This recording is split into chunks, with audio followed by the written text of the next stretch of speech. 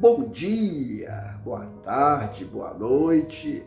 Eu sou José Honorato e trazendo mais uma mensagem das Escrituras Sagradas que está no livro de Mateus, capítulo 13, dos versículos 1 a 8.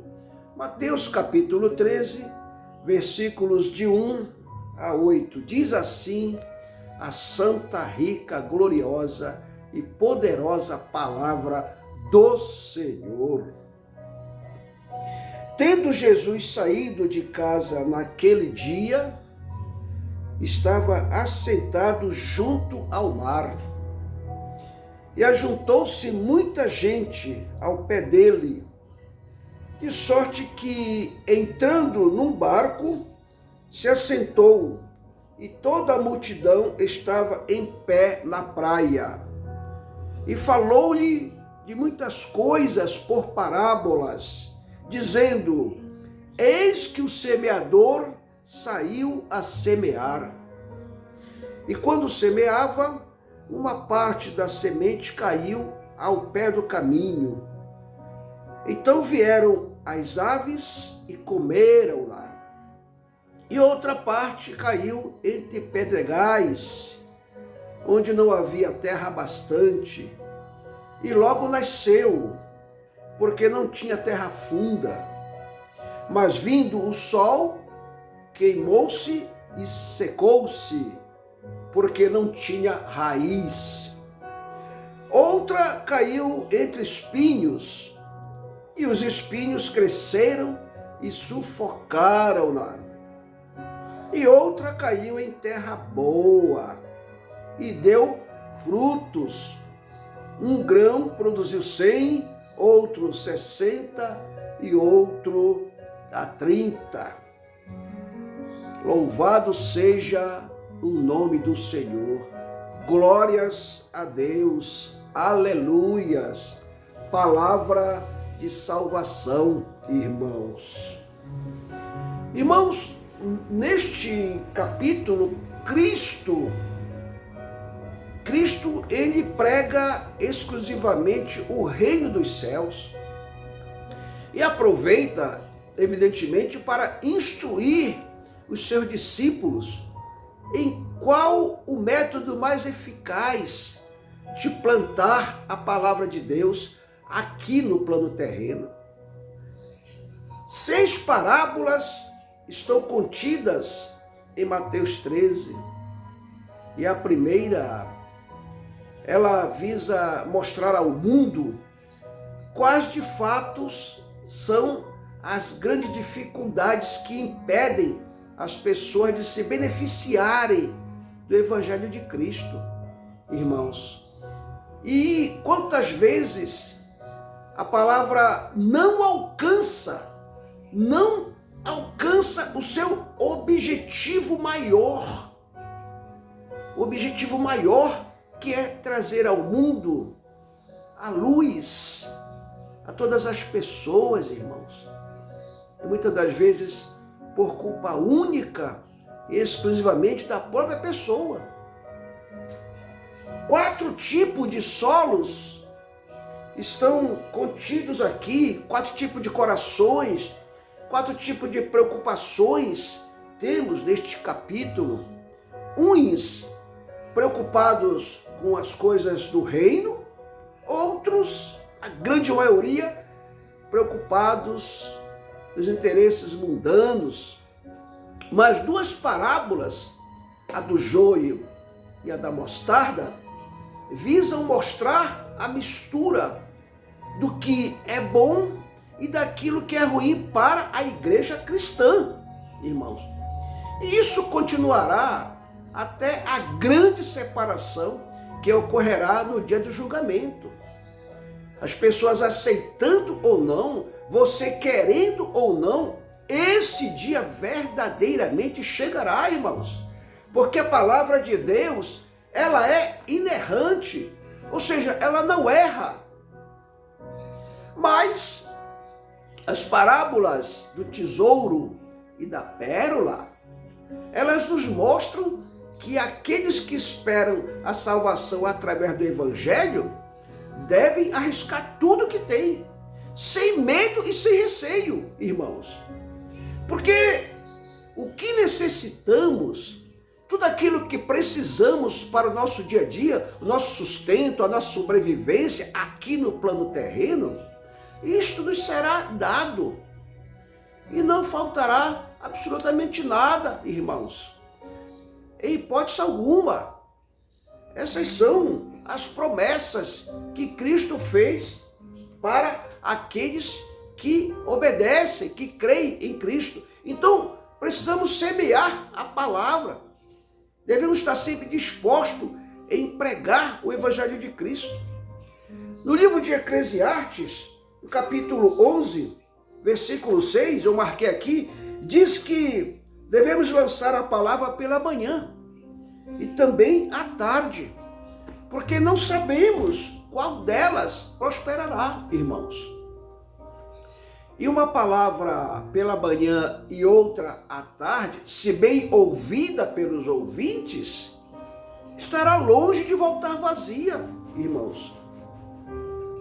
E todo aquele que com coragem e zelo pregam a palavra da verdade, tendem a vencer todas as dificuldades deste mundo.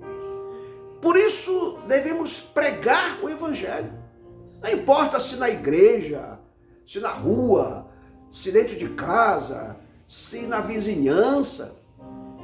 Quem quer ouvir, irmãos, ouve em qualquer lugar. E quem quer pregar, prega em qualquer lugar. Os escribas, por exemplo, eles só ouviam Cristo quando estavam na sinagoga. Mas quando o Cristo saía, se afastava à beira-mar, aos montes, eles não iam. Eles achavam ser um lugar baixo demais para ouvi-lo, mesmo sendo Cristo o pregador. Então, quantas vezes eu e você e eu, pregamos a palavra nas casas, no trabalho, na vizinhança, na rua, nas redes sociais, e elas mal são ouvidas, não produzem frutos, porque caíram em terrenos espinhosos. Porém, mesmo que seja um pregador mundano, estando dentro da igreja, dentro de quatro paredes, dentro do templo, das sinagogas, a palavra é ouvida. Não importa o tipo de sermão que ele vai trazer, se é de salvação, que aliás está muito raro nos dias de hoje, ou se é de prosperidade. Essa está muito evidente. Esse tipo de sermão, irmãos, é muito mais apreciado pelos evangelhos dos dias atuais. E tem ainda os sermões de profecia, de adivinhações, de gritaria, de reteté, de caicai. São vários. Tem para todos os gostos, irmãos. Basta virar a esquina, vamos encontrar aí templos e igrejas repletas desse tipo de pregação. Mas certamente Cristo, ele preferia a ausência dos escribas e dos fariseus, preferia a ausência desses homens que a sua companhia. Os humildes de coração, irmãos, eles recebiam o evangelho quando Cristo ia à praia, ia aos montes, longe das sinagogas. Multidões o seguiam e rapidamente se ajuntavam ao seu redor, porque onde o rei está, ali está a corte, irmãos. Onde Cristo está, ali está também a sua igreja. Aleluia, louvado seja Deus, ainda que seja uma praia. E para aqueles que se beneficiam das palavras, devem estar dispostos a segui-las em todos os lugares. Não importa, porque se o púlpito mudar, mude-se também.